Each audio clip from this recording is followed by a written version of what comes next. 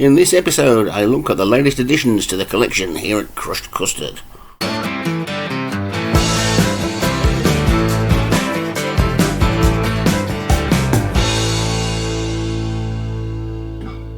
Hello, good evening, welcome to the latest episode of Crushed Custard. Today we're going to have a brief look at what I've picked up over the summer. First up is one of the most recent ones actually. I picked this up last week. It's by a band called Export.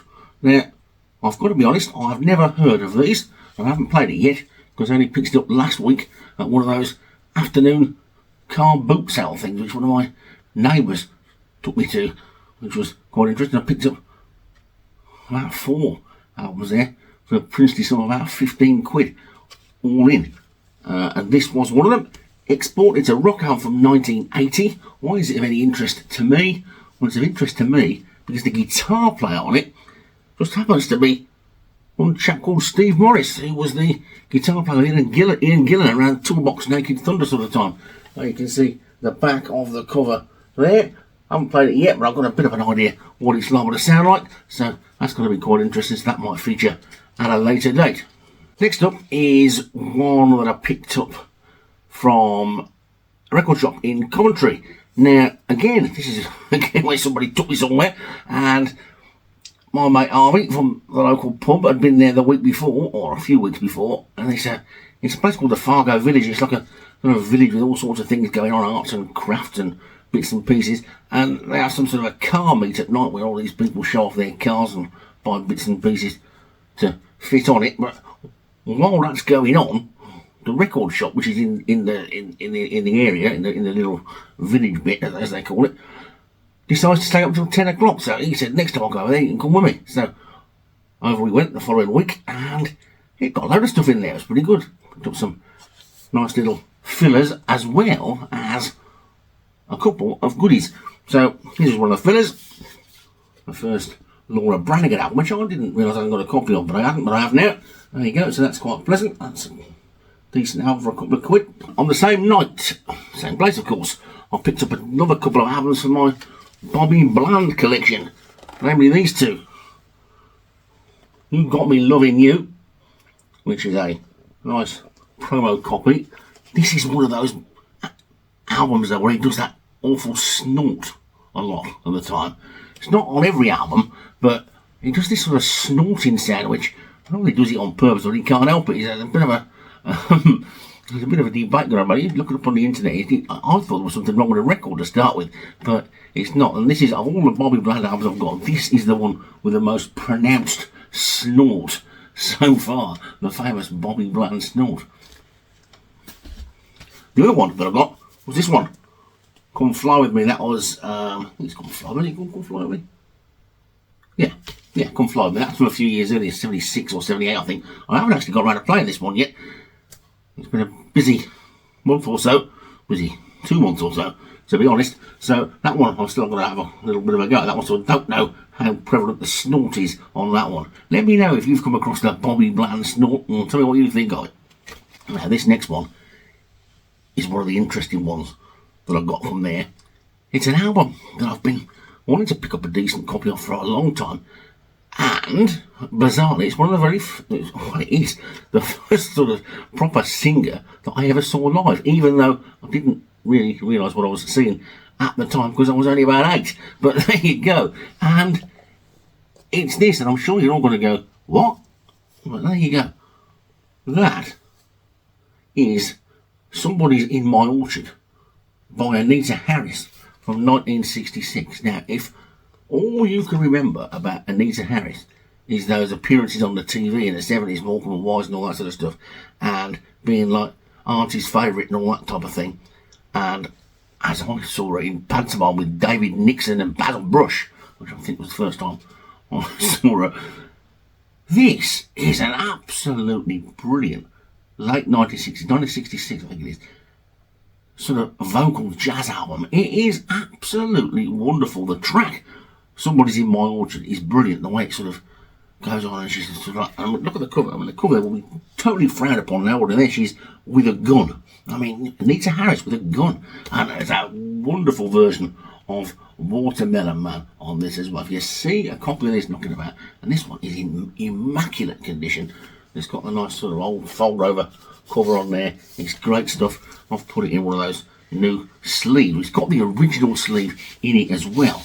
As you can see, there you see all the stuff on it. But what I've done is I've got one of those Japanese ones which you can place inside, and it fits in there, so it slides in there quite nicely. It's got a lovely old CBS label on it and all that sort of stuff. So that is in 100% perfect nick and cost very little indeed, and it's a really good album. But there you go. Anita Harris, another one of the surprising things that you might not realise is quite good. My mate Harvey was with me. He looked at it and went, Anita Harris? Oh, there you go. Have a listen. Somebody's in my orchard. Brilliant stuff. Also from the same place, I've got another bit of a rarity. An album that I don't need at all, really, but when you're a collector, aren't you? And this is a part of the collection, and it's a bit of a rare trapeze compilation album. There you go. It's called Way Back to the Bone, and basically it just features tracks off Medusa, which I spoke about in the last episode if anybody was watching, and the album after that, You the Music, We're Just a Band. So it's a nice little collection of 8 tracks, all in a slightly different order to what they are on the album, so it just makes things a little bit different. It's got no great info on it. Again, I've put it into one of those Japanese sleeves because the sleeve that came in was a bit tatty, but there's a little bit of blurb on the back, nothing you can't find out from the internet on there, but it's a nice little addition to the trapeze collection. Next up, something that I picked up off eBay, which I was really pleased to pick up off eBay, because this is a French album that you can't get in England. It's a recent release, it only came out last year, but it's an old album that should have been released in 1970, and it's by this lady, Marie Laforette, one of my French singers. Now, she's a little bit different to most of those sort of yay girls ones. She's a little bit more folky, a little bit more serious, although she did do the odd single that was a little bit down the sort of more popular. She was probably better known as an actress as well. Gave up singing pretty much altogether in the mid-70s, then made a bit of a comeback later on. Her first film she was in was called The Purple or something, right? It was with Alain Delon. It was in every single film that France made for about 20 years solid, I think. But anyway, this is an album which is called Asphodels. Now, this was the album she wanted to put out in 1970, but the record company wouldn't let her because it didn't sound quite right for what they thought she should sound like. So they did lots of remixing and changing around and all that sort of stuff. But this is it in its original form as how it should have come out then, and it's a really, really nice album. So if you can pick up a copy of this, get hold of one if you like your sort of French focus, a little bit dark and brooding in places, a little bit light and nice in others. It's really good, absolutely wonderful singer, Marie Laforette. Her albums are very hard to get over here, so if you see them around, pick them up. She also did loads of those four-track French EPs in the 60s. You see them around there, worth having as well. I don't buy singles very often, but 4-track EP is a little bit more substantial than a single. But Marie Laforette, most of her albums are just called Volume 1, Volume 7, and all that sort of stuff. So, again, the same thing with the Françoise Hardy, who's behind me there. There's a lot of the same album with different titles when it came out in England, when it came out in Portugal, when it came out in France, when it came out in Germany, all that sort of stuff. But Marie Laforette, probably not quite so well known outside of France, or in England anyway, as Françoise Hardy is. The most famous track is probably called Viens, Viens. But she also did a version of Paint It Black with the Rolling Stones way back early as well. So it's a good varied career and well worth getting a listen to her if you get a chance. I was delighted to pick up a copy of that. I was also looking forward to reading the sleeve notes that came in. It's extensive sleeve notes, and they're all in French, so I'll have to download Google Translate on my phone and take photographs of it bit by bit, because my French isn't good enough to be able to understand exactly what's going on there. So maybe we'll do a feature on this album one day when I've read it all properly and know what I'm talking about. Me know what I'm talking about. Yeah, okay, maybe not. Sticking to the theme of my lady singers next, but we're going to go to America, and this Bobby Gentry, Patchwork. This is probably is the most hard to get hold of Bobby Gentry album. It's one of the later ones, but it's still quite old. sort of late 60s. There's a fold over cover again. As you can see, this is a UK version, the UK pressing, which again is very, very hard to get hold of.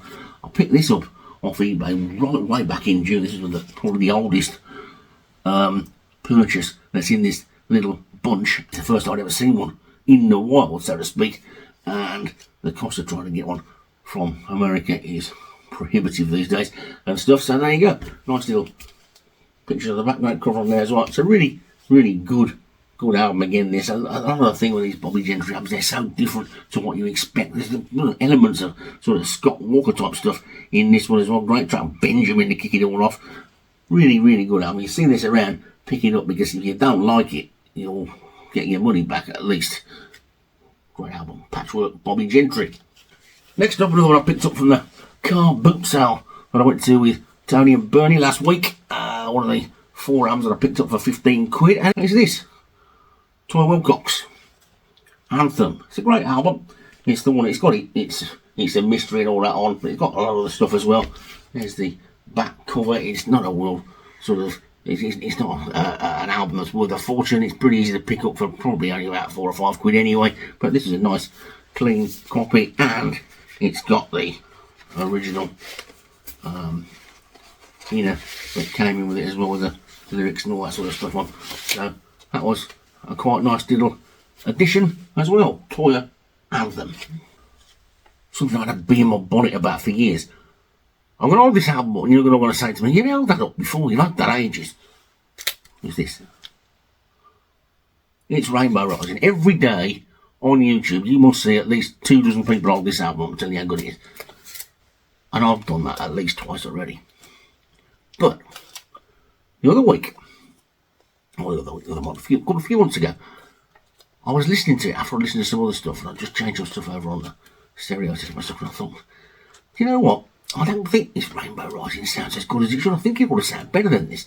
And then I sort of played the CD, and then I played my sort of slightly dodgy Russian vinyl pressing, and they both sounded better. I had a look at it, and I'd bought it in sort of like 1980, around 1980, and I bought it from that Britannia Music Club, and I got the old giant magnifying glass out and started looking at the etchings, and it was something like A2B6 or something, or A3B6, and I thought, maybe if I managed to pick up an A1B1, it might sound a little bit better. So I thought, keep my eye out for one. I'm not going to pay a fortune for one, I'll keep my eye out for one. And anyway, I found one, and this one, again, it was on sort of eBay. It's got a little bit of sticker residue on the front, so I think that put a few people off. But the pictures of it were great, and you could see perfectly. I could check it all first exactly which pressing it was, because it's come from a different printing place to the one that I'd got. It's also got this one's got copyright control on the label, whereas the later one's got Oyster Music. So I knew what I was getting, and again I got it for not a lot, apart from the residue on the front. It's fine. The album is perfect, gleaming, almost new. And I played it, and yes, it does sound far punchier and better and crisper than the version I've got. So, but anyway, there you go. I had a bit of a bee in my bonnet about getting it. I've got it, and it's worked. The third of the 4 albums that I got from the car boot sale the other week, Suzanne Vega. This is another one of those albums that I'd always sort of like thought about getting, and I'd always sort of then bypassed. And then, so when it was in there in the old car boot pile, it's another one I whipped out, and so it ended up being one of my 4 for 15 quid, which is a pretty good deal. Fourth and final one that I got in that little haul was this, again an album which I probably have thought, if I'd have seen it in a shop, or if I'd have just seen it online or anything like that, or on Discogs, I probably would have just passed it by and not really bothered with it. But because it was in there in the car boot, and it was going to be cheap and all that sort of stuff, I thought, well, you know what, it's got some decent people on it, it's decent musicians, it's good stuff. I can loosely connect it to quite a few of my other collecting things, so let's pick it up. And so I did. It's this John Wetton, Kings Road, 1972 to 1980. All sorts of sessions and things on there. There's all sorts of people on it as well that are on lots of other albums and other bands that I've got and things. John Wetton nearly joined Bad Company, of course, didn't he, right at the very beginning? And I'm pretty sure Simon Kirk's on this.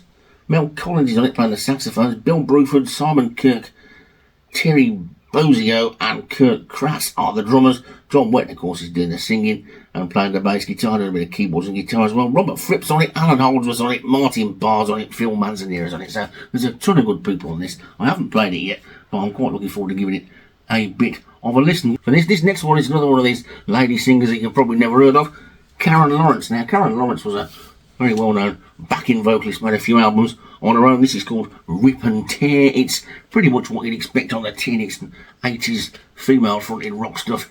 It's great stuff. She's a backing vocal with Frankie Miller and lots of other people. Really good album. I've listened to that. It's got a rip side and it's got a tear side. It's a nice, good album. There you go. See that knocking about? Grab hold of a copy of that. There's a couple of others as well that I'm looking out for by her as well, but she's one of those sort of backing vocalist who turns up all over the place. Karen Lawrence, good album, that one. And this one is the one with is an album with two covers. It's Judy Zook, Ritmo, and you can have it that way around for that cover, or you can have it that way around for that cover, depending on what sort of mood you're in. So, there you go. It's a Judy Zook album, you know what you're getting. Does exactly what it says on the tin. I've got one or two missing. This one was £3 or something, so what's not to like? Ritmo, Judy Zook. Another one of those filler uppers, if you like, of sort of collection. I used to be, I probably still am a bit of a completist in that when I get an album by somebody, I tend to try and buy all of them, but I'm trying to stop doing that now, especially with some of the artists that have been going for a long time and churned out loads of albums, and then as well one or two of them sort of changed style, didn't they? They went off a little bit, and their later albums weren't as good as their other ones. This is probably going to be my last album by this lady. She's still good though, and this is Roberta Flack. I've probably got enough Roberta Flack albums now.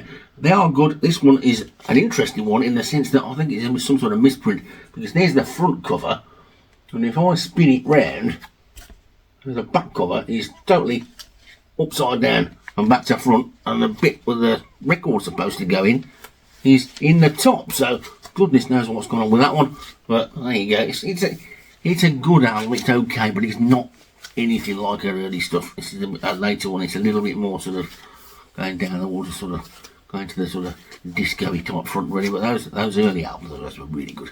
But there you go. That's okay. It's worth a couple of quid. And this is another one. It's another one of my female singer-songwriters. This is Ellen Foley. This is a nice album, good album from the 80s. I think she was the girlfriend of Mick Jones from The Clash, I think. 100% up on all of my punky type stuff, whereas Lady is good, and this is a good album.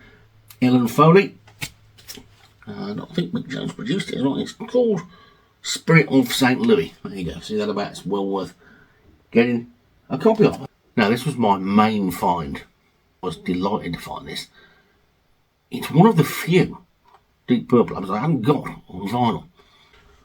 Deep Purple Return of the Nebworth Fair, and I was there as well, so it's one of the Deep Purple albums that I'm on. There are quite a few of them. Was also there, that infamous water throwing night at the NEC. There's the inside of that, and there's the old back. There's a bootleg version of this as well, which has got a load of naked people riding bicycles on it.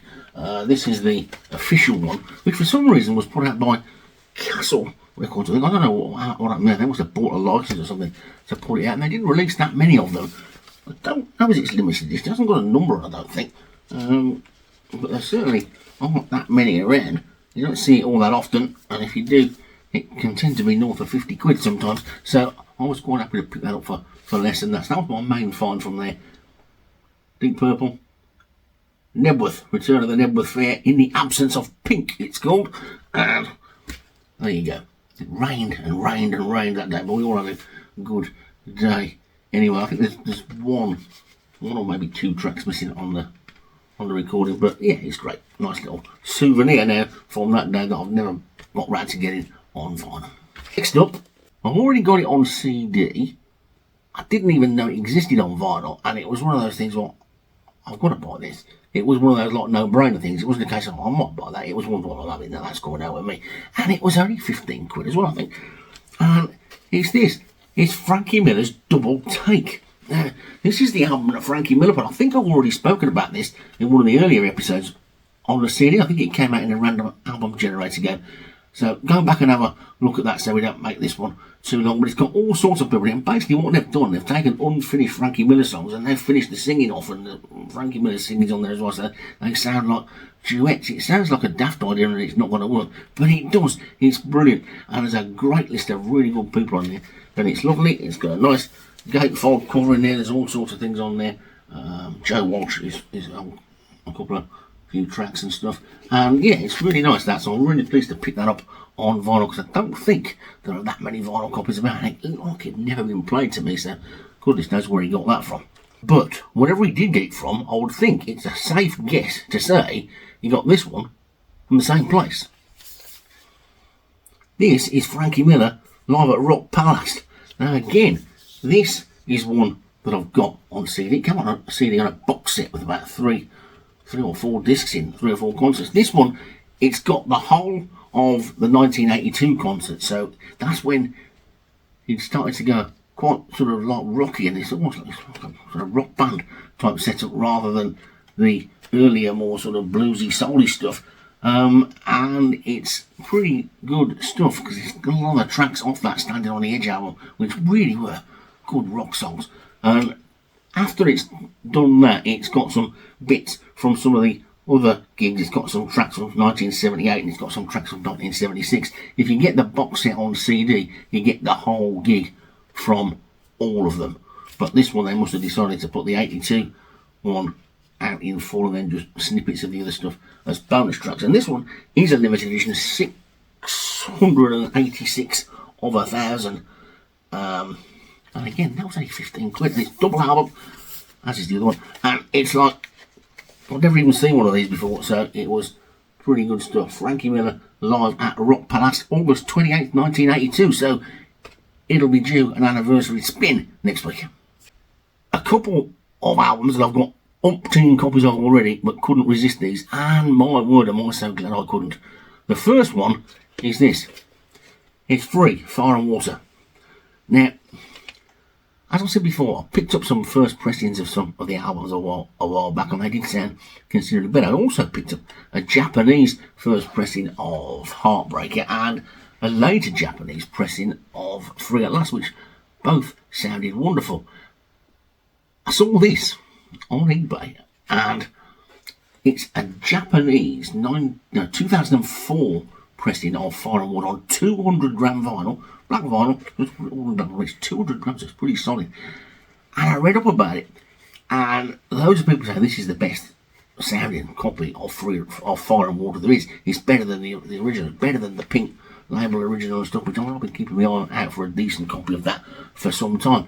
The thing is, I think the bloke that was selling it on eBay wasn't 100% sure exactly what he got, because he just got 3 Fire and Water repress, possibly Japanese. There's a Japanese lyric sheet in there, which there is, and it's the Japanese lyric sheet which is in there. I did a little bit of research, found out it was the copy that I wanted, and so whacked in a bid for it. Forgot about it really, because it had got about 7 or 8 days to go. Expected to be completely outbid by somebody else who knew what it was, and in the end it was knocked down to me for my opening bid of 5 quid. So there you go. And I think if you go on Discogs, they're suggesting it would be about 50. So regardless of that, I put it on and I couldn't believe it. I've been listening to this album for 40 years. It's never sounded like this before. The drums were so crispy. It was like right in your room. It was incredible. So yeah, really good that. You see that about this, a 200 gram repress from Japan from about 2004, I think it is. Fire and Water. Snap that up if you're a Free fan. Absolutely, definitely snap it up. Also, it's got a reproduction of the original Pink Label on as well, so that's quite nice when it's going around on the turntable. Okay, that's it.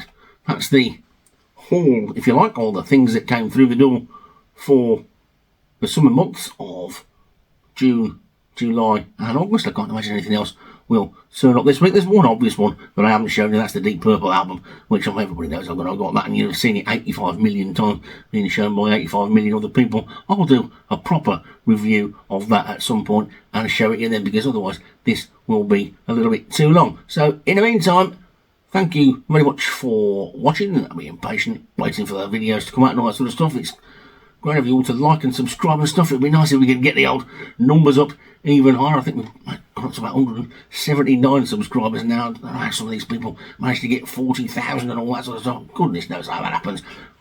200 do me for now. Anyway, let's see what happens. It will be nice to hear a bit more from everybody as well. Let me know what albums I've picked up here that you've got. Let me know if you've got any ideas from what I do pick up or what I like that you think I might like that I'm missing out on. So there you go. That's it then. We'll be back with I think I'm going to try and do a couple of hot topics in the next week or two if I can, because I've got a couple of things which are buzzing around my head and I want to know what other people do, because I'm thinking of doing something a little bit drastic. Maybe not that drastic, but a little bit drastic. And I want to see if anybody else does it, or if everybody thinks it's a mad idea or it's a good idea. So I'll leave you with that to ponder what it might be, and I'll catch you all next time. See you later. We hope you enjoyed this episode. Please like and subscribe as it helps the channel to grow. See you soon.